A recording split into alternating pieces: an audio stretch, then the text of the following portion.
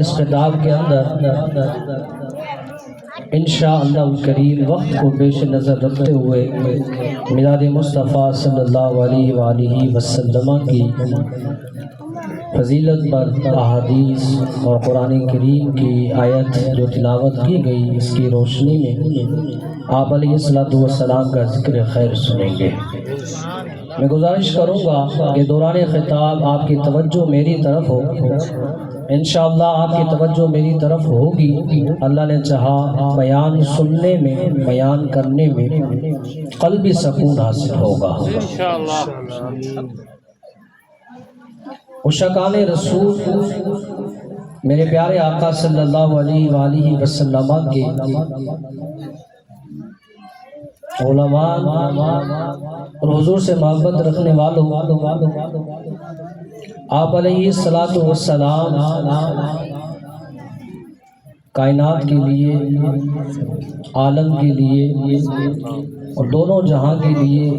رب تبارک و تعالی کی طرف سے رحمت بن کر آئے ہیں۔ اور چونکہ موضوع کی طرف جانے سے پہلے جو اسلامی بھائی باہر کھڑے ہیں دیوار سے باہر،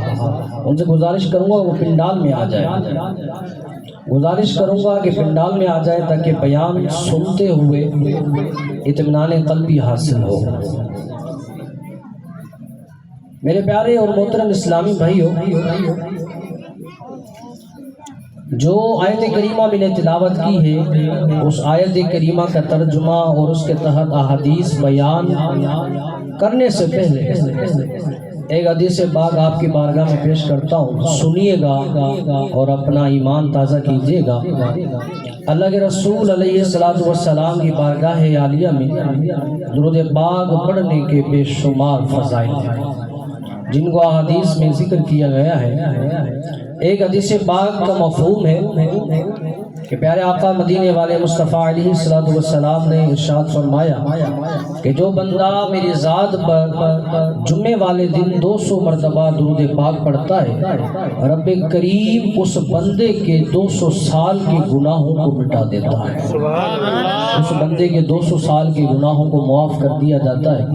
تو آئیے آج کے اس اجتماع میلاد میں، محفل میلاد میں، اور بارونق محفل ہے، اس کے اندر ہم نیت کر لیتے ہیں کہ چونکہ ربیع الاول کا مہینہ جاری و ساری ہے اور اس ماہ کے اندر حضور علیہ السلام جلوہ گر ہوئے ہیں، اسی مناسبت سے، اسی نیت سے کہ ہم کم از کم ایک دن میں یعنی ہر روز 313 مرتبہ پیارے آقا مدینے والے مصطفیٰ صلی اللہ علیہ وآلہ وسلم پر درود پاک پڑھیں گے۔ صلو علی الحبیب صلی اللہ تعالی علی محمد صلی اللہ تعالی علیہ وسلم۔ عزیزان محترم توجہ کیجئے گا، اللہ کریم قرآن کریم میں ارشاد فرماتا ہے کہ لَقَدْ مَنَّ اللَّهُ عَلَى الْمُؤْمِنِينَ إِذْ بَعَثَ فِيهِمْ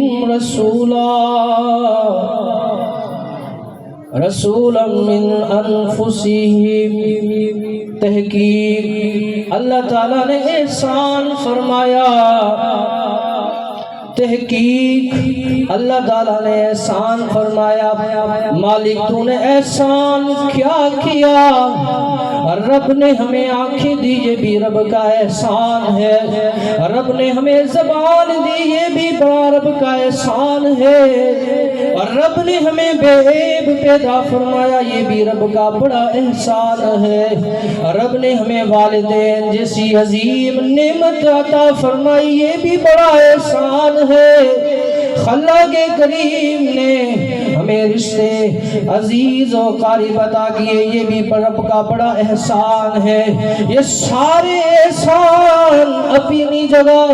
یہ ساری نعمتیں اپنی جگہ۔ کبھی رب نے یہ نہیں فرمایا میں نے تمہیں والدین دیے احسان کیا، یہ نہیں فرمایا تمہیں رشتے دار دیے احسان کیا، یہ نہیں فرمایا کہ تمہیں ہاتھ دیے احسان کیا، آنکھیں دی احسان کیا، زبان دی احسان کیا، تمہیں بے عیب پیدا کیا احسان کیا۔ نہیں نہیں، رب نے جب اپنا محبوب امت کو عطا فرمانا چاہا، اپنا رسول اس امت میں بھیجنا چاہا، اپنے رسول کو اس امت میں مبعوث فرمانا چاہا، تو اس وقت فرمایا اے انسانوں لقد من اللہ علی المؤمنین اذ بعث فیہم رسولا، تحقیق اللہ نے احسان فرمایا ہے۔ کس پر احسان ہوا؟ کون سے وہ خوش نصیب لوگ ہیں جن پر اللہ نے احسان کیا؟ فرمایا علی المؤمنین، ایمان والوں پر احسان ہوا۔ احسان کیا ہوا ہے؟ احسان یہ ہوا کہ رب نے اپنا حبیب ان کے درمیان انہی کی جانوں میں سے بھیج دیا ہے۔ احسان یہ ہوا کہ رب نے انہی کی جانوں میں سے اور انہی میں ایک رسول مبعوث فرما دیا۔ اور اس مقام پر آپ احباب کے سامنے یہ میں حدیث پیش کروں گا، بڑی کمال والی حدیث ہے کہ پیارے آقا مدینے والے مصطفیٰ صلی اللہ تعالی علیہ وآلہ وسلم جب اس دنیا میں جلوہ گر ہوئے تو جلوہ گر ہوتے ہی یہ جو ہم میلاد مناتے، جھنڈیاں لگاتے، چراغاں کرتے،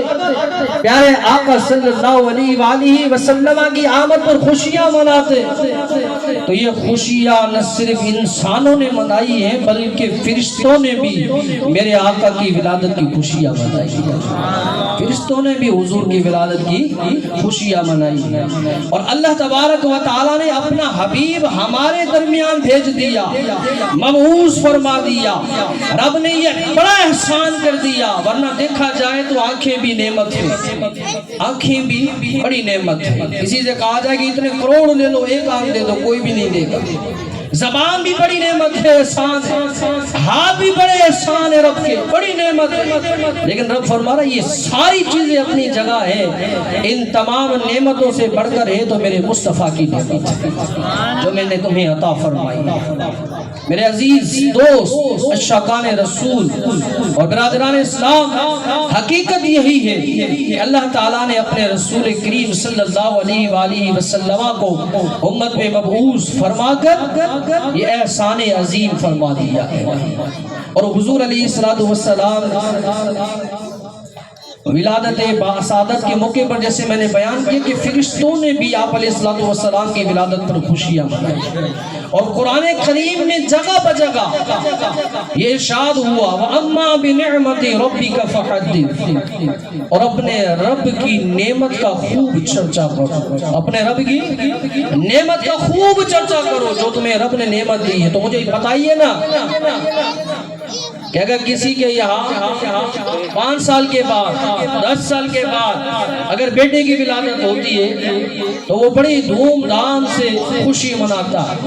میں یہ پوچھتا ہوں کہ جو بیٹا تجھے مصطفیٰ کے صدقے ملا ہے، حضور کے صدقے ملا ہے، اس بیٹے کی تو خوشیاں دھوم دھام سے کر رہا ہے، لیکن جس مصطفیٰ کے صدقے تجھے کائنات ملی، جس مصطفیٰ کے صدقے تجھے اسلام ملا، جس مصطفیٰ کے صدقے تجھے والدین ملا، جس مصطفیٰ علیہ السلام کے صدقے تجھے ایمان کی دولت ملی، کیا اس کے آنے کی خوشی مومن نہیں کر سکتا؟ ہرگز مومن کر سکتا ہے، دل جان عشق محبت کے ساتھ کر سکتا ہے۔ آئیے اب آپ کے سامنے ایک حدیث پیش کرتا ہوں کہ یہ جو ہمارے ذہنوں کے اندر شیطان وسوسہ ڈالتا ہے، کیا حضور علیہ السلام کے صحابہ نے بھی یہ ولادت کی خوشیاں منائی ہے کہ نہیں منائی؟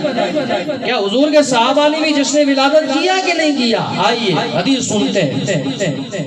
حدیث پاک روایت کرنے والے حضرت امیر معاویہ رضی اللہ عنہ ہے۔ آپ فرماتے ہیں کہ صحابہ کرام علیہم رضوان جلگیز کی صورت میں بیٹھے ہوئے تھے، مجمع کی صورت میں بیٹھے ہوئے ہیں، صحابہ کرام آپس میں ذکر خیر کر رہے ہیں، جلسے والی کیفیت ہے۔ جس طرح آج آپ احباب جمع ہوئے ہیں، اسی طرح صحابہ کرام علیہ رضوان جمع ہوئے اور ذکر خیر کر رہے تھے۔ حضرت امیر معاویہ فرماتے ہیں اسی دوران اللہ کے رسول مقبول شہنشاہ لال علیہ السلام اس محفل میں جلوہ گر ہوتے ہیں۔ جیسے حضور آتے تو آپ علیہ السلام آتے ہی آپ نے دیکھا کہ صحابہ کرام مجمع کی صورت میں بیٹھے ہوئے، جلسے کی صورت میں بیٹھے ہوئے اور ذکر خیر کر رہے ہیں۔ تو حضور نے پوچھ لیا، فرمایا میرے غلاموں، اے مجھ سے محبت کرنے والوں، اے میرے ذات پر کلمہ پڑھنے والوں، یہ بتاؤ آج تم جمع کیوں ہوئے؟ آج تم نے یہ جلسہ کیوں سجایا ہے؟ یہاں بیٹھنے کا مقصد کیا ہے؟ ریزن کیا ہے؟ جب حضور نے یہ سوال کیا تو اللہ کے رسول علیہ السلام کی بارگاہ میں صحابہ نے ادب کے ساتھ عرض کیا، حضور آج ہم اس لیے جمع ہوئے ہیں، آج ہم اس لیے جمع ہوئے ہیں، ہم نے اس لیے جلسہ یہ قائم کیا ہے کہ اللہ تعالیٰ نے ہم پر دو احسان کیے۔ کتنے؟ میرے ساتھ بولے، کتنے؟ دو احسان کیے۔ حضور نے پوچھا، اب یہاں بھی ایک شیطان وسوسہ ڈال دیتا ہے ذہنوں کے اندر کہ حضور کو معلوم نہیں تھا، حضور کو پتہ نہیں تھا، اس لیے تو حضور صحابہ سے پوچھ رہے تھے۔ اگر حضور کو پتہ ہوتا تو صحابہ سے کیوں پوچھتے؟ معاذ اللہ، یہ ایک شیطان وسوسہ ڈال دیتا ہے، حالانکہ ایسا نہیں ہے۔ بعض سوالات حضور جان بوجھ کے کیا کرتے تھے، امت کی تعلیم کے لیے کرتا تھے، امت تک پیغام پہنچانے کے لیے آپ علیہ السلام اپنے صحابہ سے سوال کیا کرتے ہیں۔ فرمائے میرے صحابہ، میرے غلام، مجھ سے محبت کرنے والوں کیوں بیٹھے ہو؟ تو صحابہ عرض کرتے ہیں حضور آج یہ جو آپ دیکھ رہے ہیں کہ ہم نے ایک جلسے کی صورت سجائی ہوئی ہے، ہم نے ایک جلسہ قائم کیا ہوا ہے، ہم جمع ہو کر ذکر خیر کر رہے ہیں۔ حضور تو رب نے ہم پر احسان کیے ہیں۔ یا رسول اللہ پہلا احسان یہ ہے کہ رب نے ہمیں اسلام کی دولت عطا فرمائی ہے، اس اسلام کی دولت کے ملنے کے شکرانے میں ہم بیٹھے ہیں کہ یا رسول اللہ، اللہ نے ہمیں اسلام سے نوازا، رب نے ہمارے سینوں کے اندر ایمان عطا فرمایا، تو اس کے شکرانے میں بیٹھے ہیں۔ رب کریم تیرا شکر ہے کہ تو نے ہمیں اسلام عطا فرمایا۔ حضور ایک تو احسان ہے، دوسرا احسان کیا ہے؟ یا رسول اللہ دوسرا احسان یہ ہے کہ رب کریم نے آپ جیسا حسین و جمیل، آپ جیسا حسین و جمیل خوبصورت محمد مصطفیٰ علیہ السلام ہمیں دے کر بڑا احسان فرمایا۔ ارے میرے مصطفیٰ اتنے حسین تھے، اتنے جمیل تھے، جب حضرت حسان آپ نے نام سنا ہوگا حضور کی ثنا خوانی کیا کرتے تھے، حضور کی تعریف کیا کرتے تھے۔ حضرت حسان رضی اللہ عنہ حضور کی بارگاہ میں حاضر ہوئے، چادر بچھائی گئی ہے، حضرت حسان چادر پر جلوہ گر ہوئے ہیں۔ فرمایا حضرت حسان رضی اللہ عنہ نے قلم اٹھایا ہے اور حضور کے چہرے کو دیکھا ہے، سینے کے اندر یہ بات آتی ہے، اے حسان آج اس قلم کو حرکت دو، اور حرکت دیتے ہوئے مصطفیٰ کے حسن کی تعریف بیان کرو۔ حضرت حسان نے قلم اٹھایا۔ یہ جو صحابہ کہہ رہے تھے نا کہ حضور اللہ نے آپ جیسا حسین و جمیل خوبصورت چہرے والا اللہ نے ہمیں یہ عطا فرمایا، یہ رب کا بڑا احسان ہے، یہ رب کی بڑی نعمت ہے، اس نعمت کے شکرانے میں آج ہم جمع ہوئے۔ تو حضرت حسان حضور کے اس حسن کو بیان کر رہے ہیں، کیا کہہ رہے ہیں؟ کہہ رہے ہیں وَأَجْمَلُ مِنْكَ لَمْ تَرَ قَطُّ عَيْنِي وَأَكْمَلُ مِنْكَ لَمْ تَلِدِ النِّسَاءُ خلقت مبرأ من كل عیب قد خلقت كما تشاء یا رسول اللہ فداک امی و ابی حضور میرے والدین آپ پر فدا ہو ایک والد نہیں ساتھ میں والدہ بھی فدا ہو یا رسول اللہ میرا قلم یہ کہتا ہے میرا عشق یہ کہتا ہے وَأَجْمَلُ مِنْكَ لَمْ تَلِدِ النِّسَاء حضور مشرق گھوم کر آ جاؤں مغرب گھوم کر آ جاؤں شمال گھوم کر آ جاؤں جنوب گھوم کر آ جاؤں لیکن حسان کا عشق یہ کہتا ہے آپ جیسا حسین و جمیل آپ جیسا خوبصورت آپ جیسا چمکتا چہرہ آج تک دنیا میں کسی ماں نے جنائی نہیں ہے وَأَجْمَلُ مِنْكَ لَمْ تَلِدِ النِّسَاء حضور میں یہ کہتا ہوں آپ جیسا حسین و جمیل میری آنکھوں نے کبھی دیکھا نہیں ہے دیکھنا تو دور کی بات ہے حضور آپ جیسا حسین و جمیل کسی ماں نے نہیں جنا اور میں یہ کہتا ہوں کیا کہتا ہوں وَأَكْمَلُ وَأَجْمَلُ مِنْكَ لَمْ تَرَقَدُّ عَيْنِي وَأَكْمَلُ مِنْكَ لَمْ تَلِدِ النِّسَاء خُلِقْتَ مُبَرَّأً من کل عیب ارے حسان بتا کر گئے کہ یا رسول اللہ میں یہ کہتا ہوں کہ اللہ نے آپ کو ہر عیب سے بری پیدا کیا ہے آپ ہر عیب سے پاک ہیں یا رسول اللہ جیسے آپ چاہتے تھے جیسے آپ دنیا میں آنا چاہتے تھے جیسے آپ کی رضا تھی میرے رب نے آپ کو ایسا بنا دیا ہے یہ میرے حضور ہے جن کی تعریف حضرت حسان رضی اللہ عنہ اور یہاں تک بس نہیں ہے صحابہ کہتے ہیں لوگوں حضور تو اتنے حسین تھے اتنا جمیل تھے اگر حضور علیہ السلام کو صحابہ دیکھ لیا کرتے تھے نا عشق کے صحابہ بتاؤ ایک صحابی تھے حضور سے بڑی محبت تھی بڑی الفت تھی ایک مرتبہ حضور علیہ السلام کی بارگاہ میں حاضر ہوئے کہنے لگے حضور میرے دل میں جب آپ کا دیدار شوق جاگتا ہے جب میرے دل کے اندر ارادہ آتا ہے کہ مصطفیٰ کا دیدار کروں حضور کی زیارت کروں تو ساری چیزیں چھوڑ کر آپ کی بارگاہ میں پہنچ جاتا ہوں جب تک آپ کے چہرے کو نہیں دیکھتا آپ کی زیارت نہیں کرتا اس وقت تک میرا دل بے چین رہتا ہے وہی صحابی حاضر ہوتے کہتے ہیں یا رسول اللہ صلی اللہ علیہ وسلم فدا کا امی و ابی حضور میرے والدین آپ پر فدا ہو یا رسول اللہ ایک بات پوچھنا چاہتا ہوں وہ یہ کہ دنیا میں میرا دل جب چاہتا ہے آپ کی جناب میں حاضر ہوتا ہوں آپ کا چہرہ مبارک کی زیارت کر لیتا ہوں یا رسول اللہ جب آپ دنیا سے چلے جائیں گے اور آپ محشر کے میدان میں علیین میں ہوں گے آپ کا مقام بلند و بالا ہوگا اس وقت حضور آپ کی شان تو بڑی اعلیٰ ہوگی آپ تو انبیاء کے درمیان ہوں گے آپ تو رفعت کے مقام پر فائز ہوں گے اس وقت اگر میں آپ کی زیارت کرنا چاہوں اس وقت دیکھنا چاہوں تو کیسے دیکھ پاؤں گا کیسے زیارت کر پاؤں گا بڑی کمال کی حدیث میرے آقا صلی اللہ علیہ وسلم نے فرمایا میرے غلام کوئی پریشان ہوتا ہے دنیا میں جو بندہ جس کے ساتھ محبت کرتا ہے نا الفت کرتا ہے عقیدت رکھتا ہے اور دل کے ساتھ محبت کرتا ہے قیامت والے دن اس بندے کو اسی کے ساتھ اٹھایا جائے گا اس کا محشر اسی کے ساتھ ہوگا کیوں گھبراتا ہے اگر دنیا میں تو مجھ سے محبت کرتا ہے الفت رکھتا ہے عقیدت رکھتا ہے عشق رکھتا ہے تو پھر گھبرانا مطمئن ہو جا اطمینان حاصل کر لے محشر کے میدان میں بھی تو میرے ساتھ اٹھایا جائے گا اور یہی حدیث حضرت انس رضی اللہ عنہ فرماتے ہیں جب حضور نے یہ حدیث بیان کی نا ہمارا دل بڑا خوش ہوا حضرت انس فرماتے ہیں ہمارا دل بہت خوش ہوا ہمیں اتنی خوشی حاصل ہوئی کہ زندگی میں کبھی ایسی خوشی حاصل نہیں ہوئی جب حضور کا یہ فرمان سنا کہ دنیا میں جو بندہ جس کے ساتھ محبت کرتا ہے قیامت میں اسی کے ساتھ اس کا حشر ہوگا تو حضرت انس فرماتے ہیں کہ میں نے پھر ارادہ کر لیا کہ یا رسول اللہ صلی اللہ علیہ وسلم میں پھر حضرت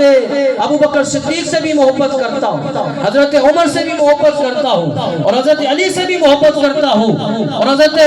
عمر فاروق اعظم سے بھی کرتا ہوں یا رسول اللہ آپ سے بھی محبت کرتا ہوں، اور مجھے رب کی ذات پر یقین ہے کہ قیامت والے دن مجھے ان شخصیتوں کے ساتھ اٹھایا جائے گا، ان احباب کے ساتھ رکھا جائے گا۔ الغرض یہ کہ حضور علیہ السلام بڑے حسین، بڑے جمیل، بڑے خوبصورت تھے کہ حضور علیہ السلام اتنے حسین تھے کہ اما عائشہ فرماتی ہے کہ ایک مرتبہ میں کپڑے سی رہی تھی کہ سیدھے سیدھے سوئی گر گئی، کمرے کے اندر اندھیرا ہے، لائٹ نہیں ہے، لیکن جیسے مصطفیٰ تشریف لاتے اما عائشہ فرماتی ہے میرے لجبال جس کمرے میں تشریف لاتے ہیں حضور جلوہ گر ہوتے۔ اما عائشہ فرماتی ہے حضور کے آنے سے سارا کمرہ روشن ہو گیا، حضور کے آنے سے مجھے سوئی نہیں، حضور کے آنے سے پہلے مجھے سوئی نہیں مل رہی تھی، جیسے حضور جلوہ گر ہوئے خدا کی قسم ہے سارا کمرہ حضور کے نور سے روشن ہو گیا، اور اسی نور کی برکت سے میں نے بآسانی سوئی کو تلاش کر لیا۔ یہ میرے مصطفیٰ تھا۔